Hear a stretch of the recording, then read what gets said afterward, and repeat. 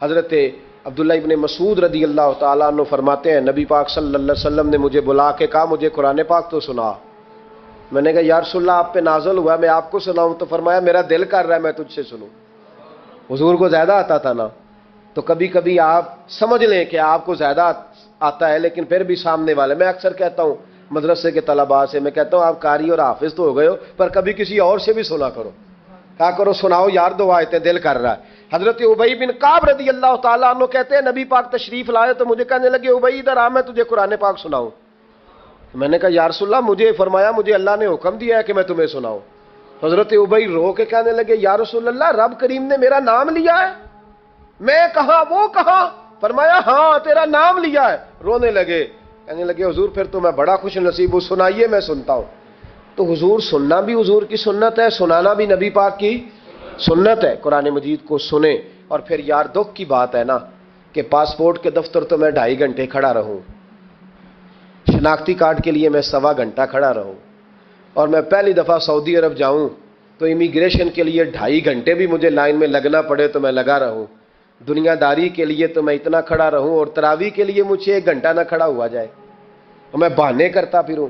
تو پھر یاد رکھو وہ حضرت سیدہ اسماء کا کرتی تھی, نبی پاک نے مجھے کہا تھا اسماء اللہ کے راستے میں گن گن کے نہ دینا ورنہ وہ بھی تجھے گن گن کے دے گا. جب ہم رب کریم کو وقت اس طرح دیتے ہیں کہ دنیا داری کے لیے تو ساری ہمارے پاس ہمتیں موجود ہیں, اور تراویح کا وقت آیا تو بہانے ڈھونڈنے لگ گیا. تراویح کا وقت آیا تو وہ جو ہے اس نے شروع کر دی بات کہ جناب میرے فلان جگہ تکلیف ہے اور مجھے بلڈ پریشر ہو جاتا ہے تو پسینہ بڑا آتا ہے. تو اب تو آسانیاں ہی بڑی ہیں. صحابہ کہتے جب ہم مسجد نبی میں نماز پڑھنے جاتے تھے بارش ہوتی تھی تو مسجد میں پانی کھڑا ہوتا تھا, کیچڑ کھڑا بن جاتا تھا, تو ہم اپنی جھولیوں میں خشک مٹی ڈال کے لے جاتے تھے, اپنی اپنی جگہ بچھا لیتے مٹی, اور پھر ہم نماز پڑھتے تو ہمارے پیشانیوں پر بھی مٹی لگ جاتی. تو ایک صحابی جھاڑ رہے تھے تو نبی پاک نے فرمایا نہ جھاڑ, جب تک چہرے پہ رہے گی فرشتے درود بھیجتے رہیں گے. اب تو ایسی لگے ہوئے مسجد میں پھر بھی تو تراویح نہیں پڑھتا. تو ایک تو عبادت کو ٹائم دیں, دوسرا قرآن مجید زیادہ سے زیادہ پڑھیں, رمضان میں زیادہ سے زیادہ پڑھیں, مسجدوں میں ٹائم دیں. مجھے دکھ ہوتا ہے جب رمضان میں بھی نماز کے بعد مسجد کو تالا لگتا ہے. اگر ہم سارے آئیں مسجدوں میں, ہم رمضان شریف کے اندر وقت دیں, جس کے پاس ٹائم ہو وہ آ کے بیٹھ جائے قرآن مجید کھول لے, تو میرا خیال ہے کہ مسجدیں بھی ہمیں دعا دیں گی کہ دیکھو ہر وقت انہوں نے میرے اندر تلاوت کی. ایک اور بات بھی عرض کرنی ہے, یہ مجھے کہا گیا ہے میری اپنی طرف سے نہیں, یہ مجھے روکا دیا گیا ہے. کہہ دوں پکے نمازی ناراض تو نہیں ہو جائیں گے؟ جو پکے نمازی ہیں مسجدوں کے وہ میرے ساتھ وعدہ کریں ناراض تو نہیں ہو جائیں گے؟ نہیں تسی نہیں بول دے تساں ہو جانا. پکے بول دے نہیں پے, پکے گھور دے نے پے. پکے نمازی, یہ پکے نمازیوں سے بات, ناراض تو نہیں ہو جائیں گے؟ یہ بول کے بتائیں انشاءاللہ کہیں. کچے نمازیوں کو شکوہ ہے کہ پکے نمازی رمضان میں ہمیں گھورتے ہیں, روکے دیے مجھے انہوں نے. کہتے ہیں پکے نمازی, کہنے فصلی بٹیرے آ گئے نے. یہ زیادتی ہے, یہ ظلم ہے. آپ پکے نمازی ہیں تو مہربانی کریں آپ وہ جو آپ نے صاف لاٹ کرائی ہے نا اپنے نام پکی کہ ایتھے میں بھینا روز تو کتوں آ گیا, یہ چھوڑ دیں آپ مہربانی کریں. یہ اللہ کا گھر ہے, یہ کسی کے نام رجسٹری ہو سکتی. جو آیا ہے نا بیچارہ چلو کبھی کبھی صحیح, مہربانی کریں اس کو ٹائم دیں, بیٹھنے دیں, کچھ نہیں ہونے لگا. اور جب وہ آئے نا تو دعا کریں, جب اس کو دیکھیں تو کہ یا اللہ یہ آیا ہے تو ہمیشہ آتا ہی رہے, اس کو دعا دیں مہربانی. بچے شکوہ کرتے ہیں, کہتے ہیں پکے نمازی سانس نہیں لینے دیتے مسجد میں. اور ایک بات اور, یہ حضرت علی کا قول ہے, اس کو دل کی تختی پہ لکھ لینا, دل کی تختی پہ شیر خدا کی شیروں جیسی باتیں. حضرت مولا علی شیر خدا فرمایا کرتے تھے وہ نیکی کرنے والا اچھا نہیں جو نیکی کر کے اکڑ جاتا ہے اور دوسروں کو گناہگار سمجھتا ہے, وہ نیکوکار اچھا نہیں. فرمایا کرتے تھے اس سے وہ گناہگار اچھا ہے جو گناہ کر کے کم از کم شرمندہ تو ہوتا ہے نا. فرماتے ہیں جو گناہ کر کے شرمندہ ہو وہ زیادہ اچھا ہے اس سے جو نیکی کر کے اکڑ جائے. تو تھوڑی سی نیکی کر کے پرہیزگاری کر کے ساری دنیا کو گناہگار سمجھنے لگ جانا, یہ تو بت پیدا کر لیا ہے تو نے اپنے اندر. اس بت کو توڑ دے, پتہ نہیں کون کب آئے اور اللہ کا ولی بن جائے. کوئی آیا لے کے چلا گیا, کوئی عمر بھر بھی نہ پا سکا. میرے مولا تجھ سے گلا نہیں, یہ تو اپنا اپنا نصیب ہے. تو مہربانی کریں پکے نمازی تھوڑی شفقت کریں. یہ میں سب سے نہیں کہہ رہا, جو گھورتے ہیں صرف ان سے کہہ رہا ہوں. کچھ پکے نمازی ہیں تو الحمدللہ دل کے بھی بڑے پکے ہیں, سوچ کے بھی بڑے پکے ہیں، اچھے ہیں، خوبصورت لوگ، لیکن کچھ ایسے لوگ ہیں، ہمارے شہر کے ایک ڈاکٹر صاحب ہیں، میں نے کہا آپ نماز مسجد میں پڑھا کریں، ان کی عمر کافی زیادہ ہو گئی ہے، تو کہتے ہیں حضرت میں پڑھوں گا انشاءاللہ۔ ان کو میں نے دوائی لینے گیا تو وہاں بھی میں نے بات شروع کر دی، میں نے کہا آپ مہربانی کریں، کہتے میں آؤں گا۔ کچھ دنوں کے بعد میں نے اس مسجد میں نماز پڑھی، اور خاص کر کے پڑھی کہ یہ ٹائم ہے۔ میں نے فون کیا کہ ڈاکٹر صاحب آپ نظر نہیں آئے، تو کہتے ہیں سب ناراض نہ ہو جان، نمازی مجھے کہتے تھے خیر ہے ڈاکٹر صاحب، کہیں غلط جگہ تبادلہ تو نہیں ہو گیا، کوئی مصیبت تو نہیں آ گئی؟ تو کہتے ہیں مجھے شرم سی آتی ہے کہ نمازی اس طرح، ویسے بھی میں گیا نہیں، 60 سال عمر ہو گئی، تو اب نمازی تو یہ آپ کیا کر رہے ہیں؟ ہم کوئی اللہ کی رحمت کے منشی ہیں کہ ہم سے پوچھ کے وہ دے گا جس کو دے گا؟ کیا کرتے ہو؟ او بھائی، حضرت باجدید بستامی رحمت اللہ تعالی علیہ جیسے لوگ کہا کرتے تھے جنہوں نے ساری زندگی جھوٹ نہیں بولا، حرام نہیں کھایا، فرماتے تھے الفن کہتا ہوں، بالغ ہونے کے بعد نماز قضا نہیں کی، لیکن پھر بھی کہا کرتے تھے دعا مانگو میرا رب مجھ سے حساب نہ پوچھ لے، حساب والا نہیں ہوں میں، درگزر والا ہوں، عدل کریں تے تھر تھر کمبن اچیاں شانہ والے، یہ تو فضل کریں تے بخشے جاون میرے جے منہ کالے۔ تو مہربانی کریں، آگے چلیں، رمضان شریف میں سخاوت کرنی ہے۔ حضرت انس بن مالک رضی اللہ تعالیٰ عنہ فرماتے ہیں جس طرح تیز آندھی چلتی ہے، ذرا مثال دیکھیں صحابی کی کتنی خوبصورت، فرماتے ہیں جس طرح تیز آندھی چلتی ہے نا، اس طرح رمضان میں میرے نبی کی سخاوت چلا کرتی تھی۔ نبی پاک ہر سائل کو دیتے، جو قیدی بند ہوتے نا، قیدی جنگ کے قیدی کفار، حضور انہیں بھی آزاد کر دیتے رمضان میں، فرماتے جاؤ تمہیں آزاد کیا، سخاوت کریں۔ اور میرا مشورہ ہے اس دفعہ غریبوں سے غریب سخاوت کریں، نسخہ دے رہا ہوں امیر ہونے کا، تو سخی ہو جا، رب کریم تجھے امیر کر دے گا، سخی بن جا۔ مالا والے سخی نہیں ہوندے تے سخیاں کول مال نہیں ہوندا، ایتھے اوتھے دوواں جہان نہیں، سخی کنگال نہیں ہوندا، سخی بن جاؤ۔ میرے نبی پاک علیہ السلام نے فرمایا بندہ کبھی بھی جیب کا سخی نہیں ہوتا، سخی وہی ہوتا ہے جو دل کا ہوتا ہے۔ غریبوں کو میرا مشورہ ہے کہ 10 روپے دو، لیکن رمضان میں روز دینا، ہر شام دینا، غریبوں کو ساتھ بٹھاؤ، روٹیاں کھلاؤ، افطاریاں کراؤ، غریبوں کے گھروں کے اندر سوٹ پہنچاؤ، مدارس کے طالب علموں کو کپڑے خرید کے دو، جو کچھ نہیں دے سکتا وہ ایک مسواک لا کے دے، ڈیوٹی کرو، اپنے دائیں بائیں غریبوں کا خیال رکھو۔ جن گھروں میں اکثر دیکھتے ہو کہ دال کا شاپر جاتا ہے، وہاں رمضان شریف میں صبح صبح گوشت پہنچاؤ، مہربانی کرو، غریب امیر تو کسی کو تب دے گا جب اس نے ووٹ لینے ہوں گے، وہ تو وہاں زکوٰۃ دے گا جہاں سے اسے پتا ہوگا کہ میری تعریف اچھی ہوگی، وہ تو مسجد میں اس وقت خرچ کرے گا جب اس کا نام بار بورڈ پہ لکھا جائے گا۔ غریبوں، تم نے ظلم کیا ہے، اگر تم اپنی 4 غریب بھائی مل کے ایک غریبنی بہن کا خیال رکھتے تو اس غریبنی کو محلے کے چودھری کے پاس نہ جانا پڑتا۔ اگر 4 غریب بھائی ایک غریب بھائی کا خیال کر لیتے، تھوڑے تھوڑے جو صاحب حیثیت تھے، تو وہ مجبور نہ ہوتا۔ مہربانی کرو۔ حضرت عبداللہ ابن عمر رضی اللہ تعالیٰ عنہ ہر روز مدینے کے مسکینوں کو ڈھونڈ کے لاتے تھے، فرماتے تھے کہ ان کو ایک تھیلا دینا میں عزت نہیں سمجھتا، ڈھونڈ کے لاتے غریبوں کو اور اپنے سامنے دسترخوان بچھاتے رمضان میں، اور پھر ان پہ کھانے چنتے اور فرماتے غریب کھائیں گے تو میرا اللہ راضی ہوگا، ساتھ بٹھا کے کھلاتے۔ ایک بڑی عجیب بات ہو گئی، گھروں میں ہو جاتی ہے، جن گھروں میں زیادہ مہمان آتے ہیں وہاں یہ مسئلے بن جاتے ہیں۔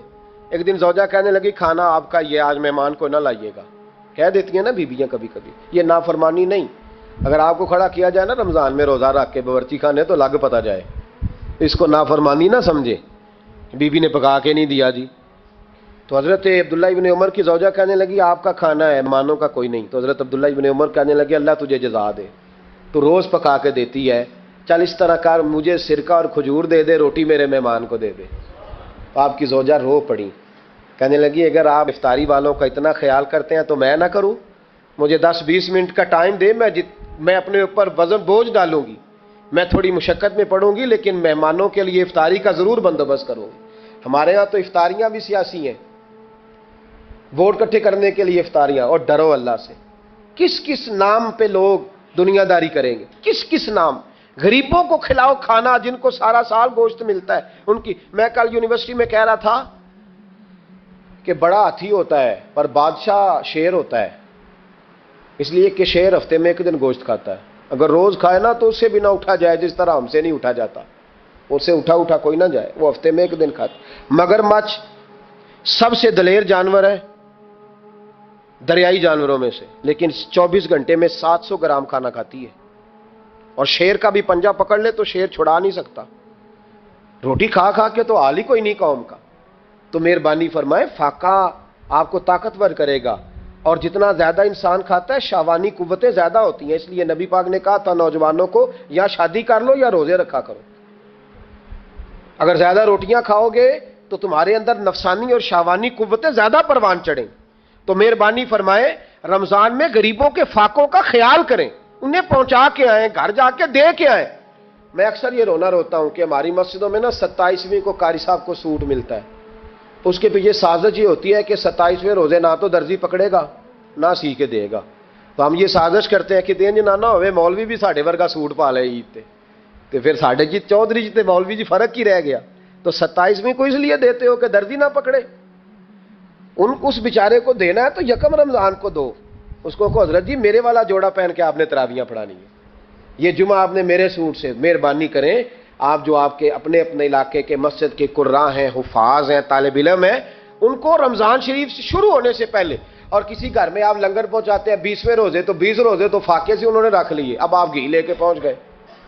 اگر رمضان کی نیت کر کے رمضان سے پہلے بھی دو گے تو اللہ رمضان جتنا ہی اجر عطا فرمائے گا۔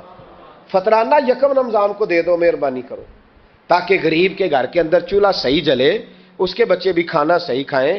میری یہ گزارش ہے کہ اگر آپ نے کسی غریب کی بچی کو کپڑا، لباس اور غریبوں کو کچھ لے کے دینا ہے تو رمضان سے پہلے لے کے دیں، تاکہ درزیوں کا ریٹ کم ہو، وہ کام جو ہے وہ جلدی ہو جائے۔ اور میری گزارش ہے مسلمانوں سے کہ اپنے سارے کام رمضان سے پہلے سمیٹ لو، اتنے قیمتی دن دوبارہ نہیں ملیں گے جو زندگی میں رمضان دوبارہ سے آ رہا ہے، سارے کام پہلے کر لو۔ ہمارے ہاں تو آپ یقین کر لیں نہ درزی تراویحاں پڑھتا ہے، نہ کپڑوں والا پڑھتا ہے، نہ کاج بٹن والا پڑھتا ہے، نہ نلکی والا پڑھتا ہے۔ وہ کہتے ہیں جی راشی سارا ان دنوں میں، وہ جو آخری 10 راتیں ہوتی ہیں نا رمضان کی، حضرت عائشہ صدیقہ رضی اللہ تعالیٰ عنہ فرماتی ہیں حضور ہمیں نفل کے لیے نہیں جگاتے تھے، پر رمضان کے آخری 10 دن فرماتے اٹھو، یہ سونے کا ٹائم نہیں، اور ہمارا وہی ٹائم سارا بازاروں میں گزر جاتا ہے، وہ جو کچھ لینے کا وقت ہے، شب قدر تلاش کرنے کا وقت ہے، وہ سارا ہم بازاروں میں گزارتے ہیں۔ ہم انشاءاللہ تعالی رمضان کی آخری 10 راتوں میں شب بیداری کریں گے، محفل کریں گے، تلاوت کریں گے، تسبیح پڑھیں گے، جو ہم سے ہو سکے گا، مسجدوں کا رخ کریں، یہاں پہنچ سکتے ہیں تو یہاں پہنچ جائیں، لیکن اپنا وقت ضائع نہ کریں، کوئی ایسا کام کریں کہ جس میں ایک لمحہ بھی رمضان المبارک کا ضائع ہو۔ آخری بات سنیں، رمضان میں ہم نے کیا کرنا ہے؟ سارا سال دین کے لیے کوشش کی ضرورت ہے، سارا سال ہم جب کہیں جا کے دین کی بات کرتے ہیں تو ہمیں ایسا لگتا ہے کہ یہ لوگ بیچارے ترس رہے تھے کہ کاش کبھی پہلے ہمیں بات سننے کو ملتی۔ دین کی بات کی ہر وقت ضرورت ہے۔ رمضان کے اندر لوہا گرم ہوتا ہے، کیوں بھلا؟ شیطان قید ہو جاتا ہے۔ پہلے جب دین کا کام ہوتا ہے تو دو قوتیں آپس میں لڑتی ہیں، ہم تبلیغ کرتے ہیں، ایک دوسرے کو پیغام دیتے ہیں، شیطان جواب کے اندر کیا کرتا ہے کہ جب ہم یہاں کسی آدمی نے بات کی یا سنی تو بڑا دل نرم ہو گیا، لیکن جب گھر گئے تو شیطان نے پھر وسوسہ ڈال دی۔ جاگ رہے نا آپ لوگ ماشاءاللہ۔ رمضان میں ایسے نہیں ہوتا، صرف تبلیغ ہوتی ہے، شیطان قید ہوتا ہے، وہ کوئی غلط مشورہ دینے کی پوزیشن میں نہیں ہوتا۔ اب ہمیں کیا کرنا چاہیے کہ تبلیغ زیادہ کرنی چاہیے، رمضان میں درس زیادہ دینے چاہیے، درس زیادہ سننے چاہیے، زیادہ سے زیادہ جو بے نمازی ہے نا اس کو لانا چاہیے، جو روزہ نہیں نہ رکھتا اس پہ۔ ہمارے بزرگ بڑی ترتیب سے، ایک خواجہ گوہر الدین صاحب رحمۃ اللہ علیہ درویش ہوئے، تو ان کے علاقے کا جو چودھری تھا وہ روزہ نہیں رکھتا تھا، حکمت کے ساتھ دین پھیلتا ہے۔ یہ بات جو بتانے لگا ہوں یہ باہر جا کے نہیں بتانی آپ نے، صحیح ہے؟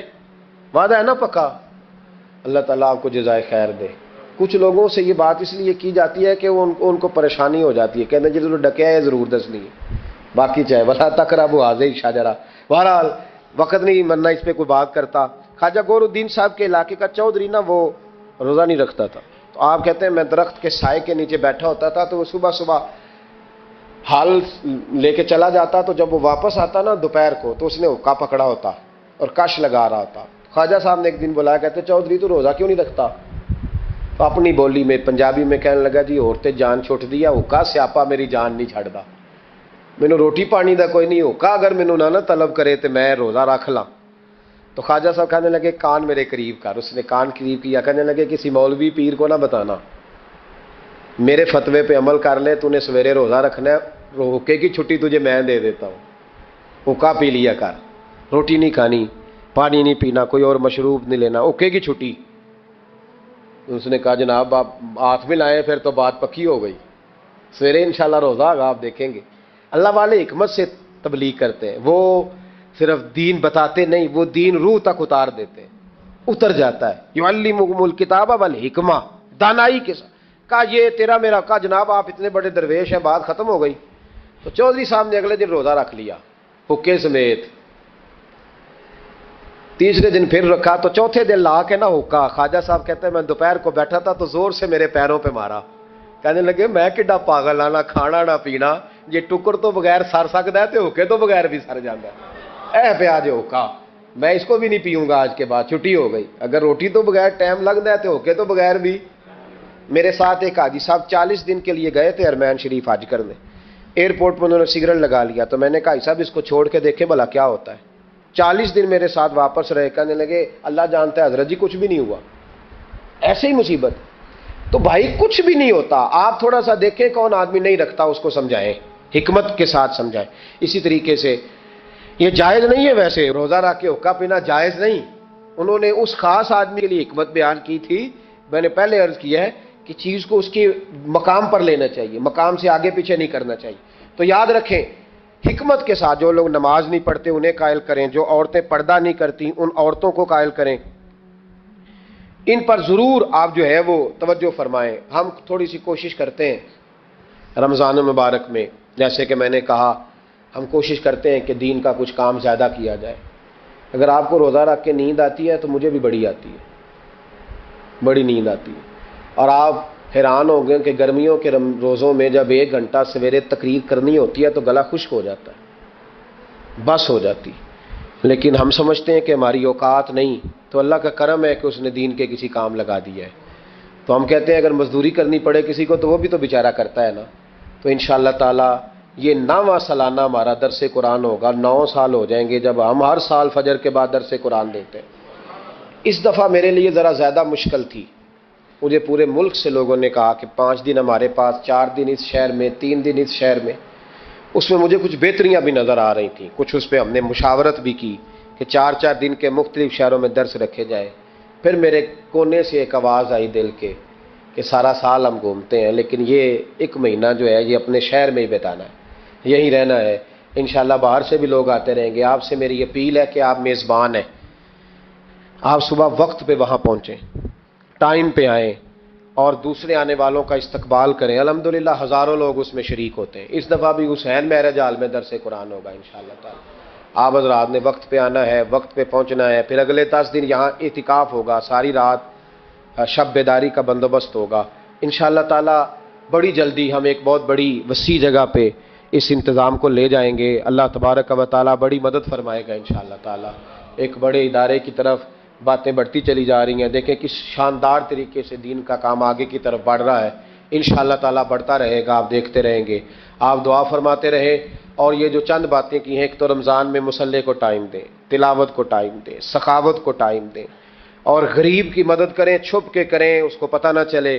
اور 5ویں بات یہ کہ رمضان میں دین کے لیے محنت زیادہ کریں، جد و جہد زیادہ کریں، کوشش کریں جو کبھی کسی محفل میں نہیں گیا اس کو لے کر کے آئیں، جو لوگ بالکل دین سے دور ہیں ان کو دعوت دیں، پیغام دیں، خواتین سے کہیں، جد و جہد کریں، اتنی جد و جہد کریں کہ یہ رمضان جو آنے والا ہے اللہ تعالیٰ اسے امت مسلمہ کی عزت کا مہینہ بنا دے، اور رمضان جیسے ہی جائے امت کو اللہ پھر سے وقار عطا فرمائے، ہمیشہ مدحت خیر الانام میں گزرے۔